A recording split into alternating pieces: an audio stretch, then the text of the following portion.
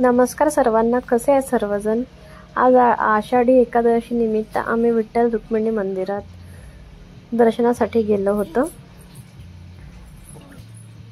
ही माझी मुलगी, ही पण आज नवीन कपडे घालून देवाच्या दर्शनासाठी आतुर होती। आज पावसाने उघाड दिली होती, त्याच्यामुळे आम्ही निघू शकलो होतो।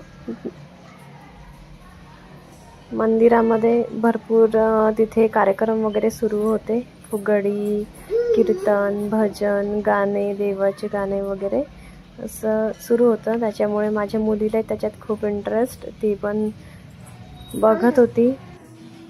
खूप प्रसन्न वाटत होते मंदिरामध्ये। आम्हाला तिथे आरती सुद्धा मिळाली होती।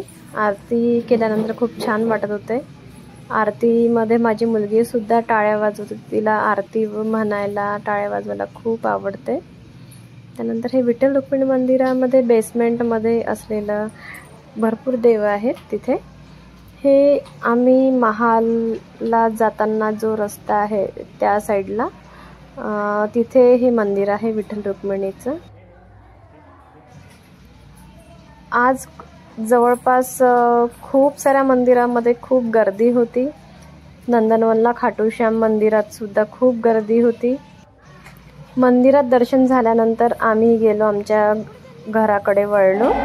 घराकडे जाताना हनुमान मंदिरमध्ये, घराजवळचं हनुमान मंदिर आहे, तिथे आम्ही गेलो। तिथे बालसंस्काराचे वर्ग होतात दर संडेला। तिथे माझी मुलगी सुद्धा आज पहिल्यांदा गेली होती।